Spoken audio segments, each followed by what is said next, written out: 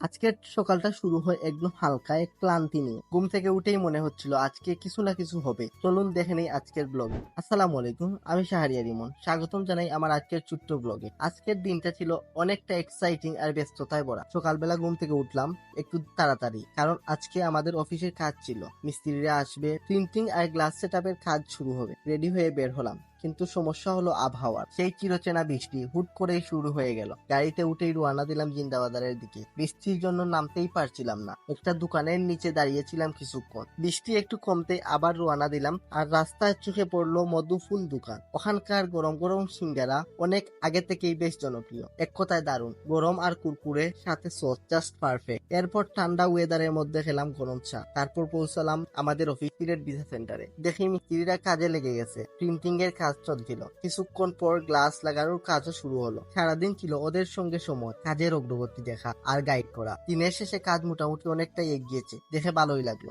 বিকেলে বাসায় ফিরে একটা ছোট্ট ঘুম দিলাম। ঘুম থেকে উঠে খেলাম এক কাপ চা, যেটা সত্যি বলতে রিফ্রেশ করে দিল পুরো শরীরটা। সন্ধ্যার পর ছিল একদম রিল্যাক্স মুড। রাতে খেলাম স্পেশাল হোমমেড ডিনার, আর দিনের এখানেই পরিসমাপ্তি। বৃষ্টি, সিঙ্গারা, কাজের ব্যস্ততা আর একটা প্রশান্ত সন্ধ্যা, সব মিলে আজকের দিনটা ছিল ভিন্ন রকমের প্রোডাক্টিভ আর স্মরণীয়। আবার দেখা হবে নতুন কোনো ভিডিওতে, নতুন কোনো গল্প নিয়ে। ততক্ষণ পর্যন্ত ভালো থাকুন, সুস্থ থাকুন। Thanks for watching guys.